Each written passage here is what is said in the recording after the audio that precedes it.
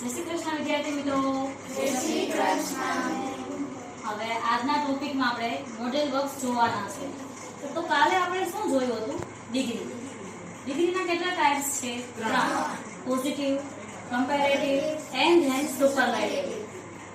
પોઝિટિવમાં આપણે વાત કરેલી હતી સમાનતા દર્શક, કમ્પેરેટિવમાં તુલના દર્શક અને સુપરલેટિવમાં સૌથી વધારે એટલે કે શ્રેષ્ઠ પ્રાણી આપણે વાત કરેલી હતી.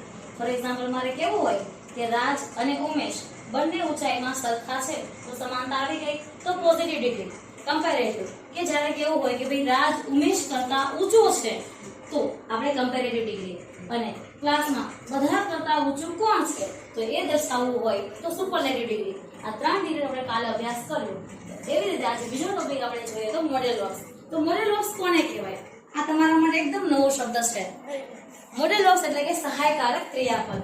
તો સહાયકારક ક્રિયાપદ એટલે શું મેડમ? તો જે ક્રિયાપદ મેઇન ક્રિયાપદને મદદ કરતું હોય એને કહેવાય સહાયકારક ક્રિયાપદ. તો મેઇન ક્રિયાપદ એટલે કે જે દરરોજની ક્રિયા હોય, for example eat, read, write, see and drink. આપણે ખાવાની, વાંચવાની, ભણવાની, લખવાની આ બધી ક્રિયા ડેલી કરીએ છીએ. તો એ બધી ક્રિયા જે કહેવાય એને કહેવાય મેઇન વર્ક્સ. તો આ મેઇન વર્ક્સને મદદ કરતું ક્રિયાપદ એટલે કે સહાય કરતું ક્રિયાપદ એટલે કહેવાય મોડેલ વર્ક્સ. તો મોડેલ વર્ક્સમાં શું આવી શકે? Can, May, should, must. તો હવે એક એકનો આપણે અભ્યાસ કરીએ. તો કેન એટલે કે ક્ષમતા. ફોર એક્ઝામ્પલ મારે એમ કેવું હોય કે સુભાષ બધા કરતા સારું ગાઈ શકે છે, તેમાં ગાવાની ક્ષમતા. ક્યારે આપણે ઉપયોગ કરી શકીએ કેનનો. બીજું છે મે, રજા અથવા તો પરવાનગી.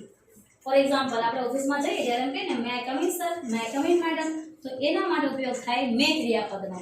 અને મે બીજું પણ સંભાવના પણ દર્શાવી શકે, પ્રોબેબિલિટી, કદાચ આજે વધારે વરસાદ પડશે.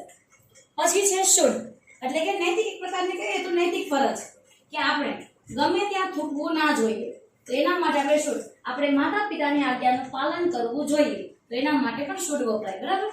પછી છે મસ્ટ એટલે કે ફરજિયાત પણ, એટલે એના પર ભાર મૂક્યો છે. આપણે ફરજિયાત ટ્રાફિકના રૂલ્સને ફોલો કરવા જ પડશે.